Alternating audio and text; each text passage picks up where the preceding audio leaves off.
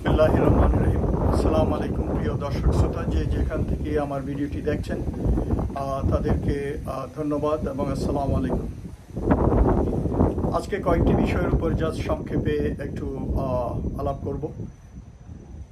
প্রথমে যে জিনিসটা আমি উদ্বেগের সাথে বলতে চাই যে আমাদের দেশে এখনও এই ধরনের একটা রক্তস্নাত বিপ্লবের পর, স্বাধীনতা অর্জনের পর এখনও অনেক মানুষ তারা জিনিসটাকে অনুধাবন করতে পারছে না।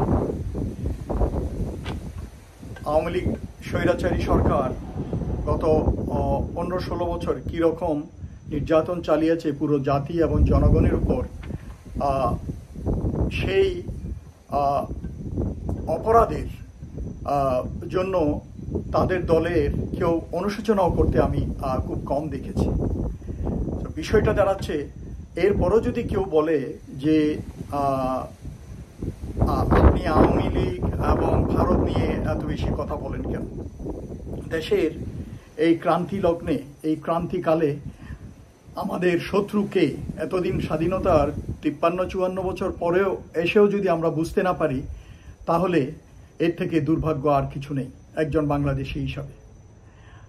ভারত আমাদের বন্ধু না স্বজন, এটা যদি আমরা বুঝতে না পারি এখনো, তাহলে আমাদের কপালে আরো দুঃখ আছে বলতে হবে। আওয়ামী লীগ এবং ভারত এরা মিলে আমাদের দেশে বিগত বছরগুলোতে জনগণকে কিভাবে নিষ্পেষণ করেছে এটা আমরা সকলেই জানি, এবং এই বিপ্লবের সময় কত প্রাণ আমরা হারিয়েছি তাও আমরা জানি। তো কাজেই এরপরেও যারা তাদেরকে সাপোর্ট করেন তাদের প্রতি আমার দুঃখ হয় যে আপনাদের মতো অভাগা বাংলাদেশে আর কেউ নাই। কাজেই আপনারা আপনাদের সেন্সে ফিরে আসুন এবং যে অপরাধ আওয়ামী লীগ করেছে এবং ভারত তাদেরকে সহযোগিতা করেছে এই সত্যিটাকে মেনে নিন, এবং ভারত ওদের সহায়তা করতেছে, ভারত আমাদের বন্ধু নয়, এই জিনিসটা আমরা বলেই যাব।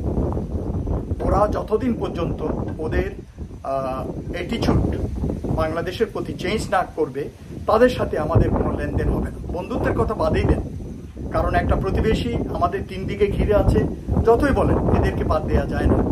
ঠিক আছে, লেনদেন যদি করতে হয় তাহলে সমতা ও ন্যায্যতার ভিত্তিতে হবে, কোনো মুরব্বিয়ানা আমাদের উপর চলবে না।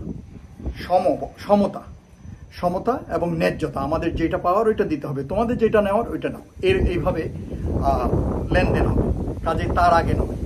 ভারত তার ফরেন পলিসি, তার বিদেশ নীতি পরিবর্তন করে বাংলাদেশের সাথে লেনদেন করার জন্য আসবেন যদি ভবিষ্যতে এটা চিন্তা করেন।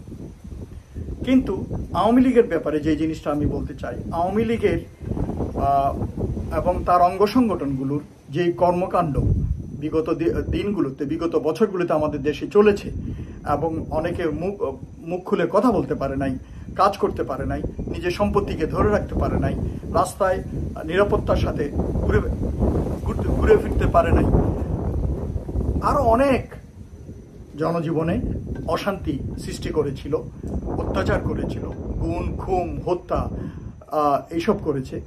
এরপরে এই দলটাকে, এই দলের কর্মীদেরকে উদারতা, নমনীয়তা এবং সহানুভূতি দেখানোর কোনো মানেই হয় না। এদের ভিতরে যারা অপরাধী তাদের বিচার না হওয়া পর্যন্ত এই দলের কোনো কথা বাংলাদেশে কেউ বলা উচিত নয়। শুধু ছাত্রলীগকে নিষিদ্ধ করলে তো হবে না, ছাত্রলীগ তো ওদের অঙ্গ সংগঠন। আসল যেই দলের ব্যানারে ওরা কাজ করেছে ওই দলটাকেই নিষিদ্ধ করতে হবে, বা ওদের কর্মকাণ্ড বন্ধ রাখতে হবে, ওদের বিচার আচার এগুলো শেষ না হওয়া পর্যন্ত, এবং ওদের বিচার আচার করার ব্যাপারে খুব দ্রুত ব্যবস্থা গ্রহণ করতে হবে। ওদের যেসব অপরাধী তাদেরকে একে একে ধরতে হবে এবং আইনের আওতায় আনতে হবে এবং কঠোর হস্তে দমন করতে হবে। তারপর অনেকে জানতে চায় আওয়ামী দোসর কি, কারা? আওয়ামী দোসর হচ্ছে যারা শেখ হাসিনা সরকারের সাথে, শেখ হাসিনার অন্যায় কর্মকাণ্ডের সাথে সহযোগিতা করেছে এবং উস্কানি দিছে এবং শক্তি যোগাইছে আবার আরেক দল হচ্ছে যারা ওই সরকারের সুবিধাভোগী। সেই একই ধরনের আমাদের দেশে অনেক মিডিয়াও আছে যারা এই পাঁচাটা মিডিয়া এবং বিভিন্ন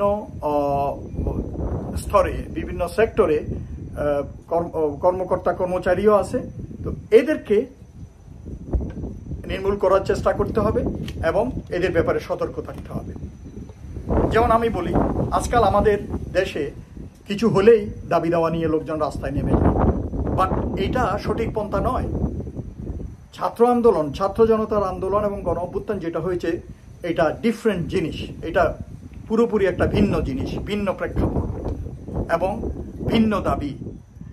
কিন্তু ওই ছোটোখাটো একটা সিঙ্গেল দাবি নিয়ে রাস্তায় নেমে যাওয়া, অফিস আদালতে গিয়ে রাস্তাঘাটে ভাঙচুর করা, জনজীবনে অশান্তি সৃষ্টি করা, এটা মেনে নেওয়া যায় না। এবং এইগুলোতে যারা উস্কানি দেয় তাদেরকে চিহ্নিত করতে হবে। এখানে আমি একটা জিনিস বলতে চাই, যেমন দেখেন, আমি দেখলাম এই যে কমিউনিস্ট পার্টির মুজাহিদুল ইসলাম সেলিম, ওনাকে তো আমরা দেখে আসতেছি সেই ছাত্র অবস্থা থেকেই। তো ওনারা এই ভারত রাশিয়ার টাকা খেয়ে অনুদান নিয়ে নিয়ে চলে আসতেছে, ছাগলের 3 নম্বর বাচ্চার মতো দেশে রাজনীতি করে, এবং এতদিন ওরা আওয়ামী লীগের বি টিম হিসাবে কাজ করে আসছে এবং এখনো আওয়ামী লীগের বি টিম হিসাবে কাজ করতেছে সব সময়।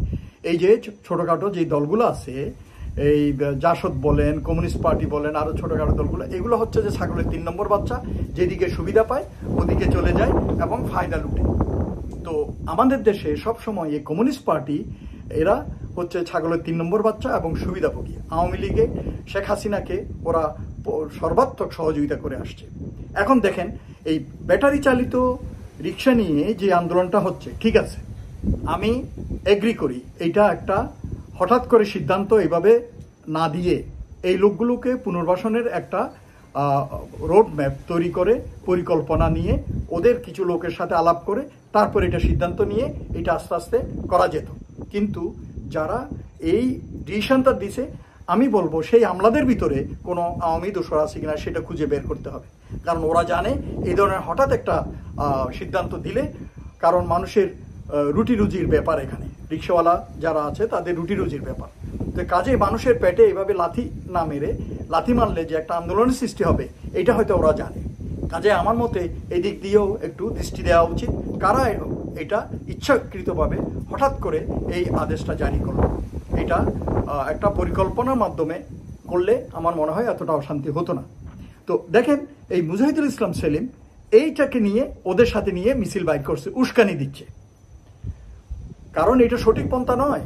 এই যে ভাঙচুর, রাস্তাঘাট মিছিল মিটিং করে জনজীবনে অশান্তি সৃষ্টি করে, রাস্তাঘাট বন্ধ করে, এইটা কিন্তু সঠিক পন্থা নয় এবং এইভাবে দাবি দেওয়া হওয়া ঠিক নয় এবং দেশে এই ধরনের প্রথা প্রচলন হওয়া উচিত নয়। তো মুজাহিদুল ইসলাম সেলিমরা সবসময় কিন্তু এই ধরনের সস্তা জনপ্রিয়তার জন্য সরকারের এবং দেশের ক্ষতি হয় এই ধরনের কাজ করতে ওরা দ্বিধা করে না। কাজেই এদের ব্যাপারে সতর্ক থাকতে হবে। সে এদেরকে উস্কানি দিচ্ছে এবং আমার মনে হয় তাকেও আইনের আওতায় আনা উচিত। আরেকজন এই যে আওয়ামী দোসর, আমি বলবো আওয়ামী বি টিমের লোক, আমি বেশ কিছুদিন ধরে লক্ষ্য করছি, উনি বোধহয় আইনজীবী, আমি আগে কোনোদিন নামদাম শুনি নাই, কারণ ওনারা তো আইন ব্যবসা করেন, ব্যবসা, you understand what I mean, আমি কি বোঝাতে চাচ্ছি। তো ওনারা আইন চর্চা করেন না, ওনারা আইন ব্যবসা করেন, মানুষের থেকে টাকা নিয়ে গলা কাইটা তারপরে ওই মামলা মোকদ্দমাগুলো করেন। তো ওইগুলো নিয়ে বই ঘাটাঘাটি করতে হয়, আইনের জ্ঞান অবশ্যই আছে। কিন্তু আমি ওনাকে বলবো যে আপনি হঠাৎ করে এই উল্টাপাল্টা বক্তব্য দেওয়া কেন শুরু করছেন, এটা তো ঠিক না। এবং যদি আপনি এটা করেন তাহলে আপনাকে ধরে নেওয়া হবে যে আপনি আওয়ামী লীগেরই লোক, আওয়ামী লীগের ভিটিম হিসাবে কাজ করতেছেন এবং আপনার বিরুদ্ধে আইনগত ব্যবস্থা নেওয়া উচিত। এবং ছাত্র জনতা কিন্তু এখনো রাস্তায় আছে। তো আপনি একবার বলতেছেন আপনি শেখ হাসিনার, কোন মুখে আপনি বলেন শেখ হাসিনার কেস আপনি লড়বেন? আপনার লজ্জা শরম নাই? আপনি এই দেশে থাকেন না? আপনি দেখতেছেন না ছাত্ররা হসপিটালে কাতরাচ্ছে, আহত ছাত্ররা, এত শত শত ছাত্র মারা গেছে, আপনি এগুলো দেখেন নাই? আপনি এই দেশে থাকেন না? না আইন ব্যবসা নিয়েই আছেন, খালি টাকা কামানার খাচ্ছেন? হ্যাঁ, কোন মুখে আপনি এই আবু সাইদের মতো শহীদদের মর্যাদাকে ক্ষুণ্ণ করে কথা বলতে পারেন? আপনাদের তো মনে হচ্ছে যে এই দেশে থাকা উচিত না। কাজে আপনারা স্বাধীনতা এবং দেশ ও জনগণের স্বার্থের বিরুদ্ধে যদি কথা বলেন, কাজ করেন, তাহলে আপনাদের বিচার জনগণই করবে। সরকারের আদালতে যাওয়ার আগে গণ আদালতে আপনাদের বিচার হয়ে যাবে। তো কাজেই আপনারা সাবধান থাকুন। এবং আমি সবার কাছে আমার অনুরোধ থাকবে, যারা এই ধরনের আওয়ামী দোসর বিটিম হিসাবে কাজ করতেছে, বিভিন্ন জায়গায় উস্কানি দিচ্ছে এবং উস্কানিমূলক কথাবার্তা বলতেছে, মানুষকে বিভ্রান্ত করতেছে, তাদেরকে আসলে যত তাড়াতাড়ি সম্ভব এদেরকে ফিক্স করা উচিত, এদেরকে থামানো উচিত এবং এদের ব্যাপারে সতর্ক থাকা উচিত। আপনারা সকলে ভালো থাকুন। ধন্যবাদ।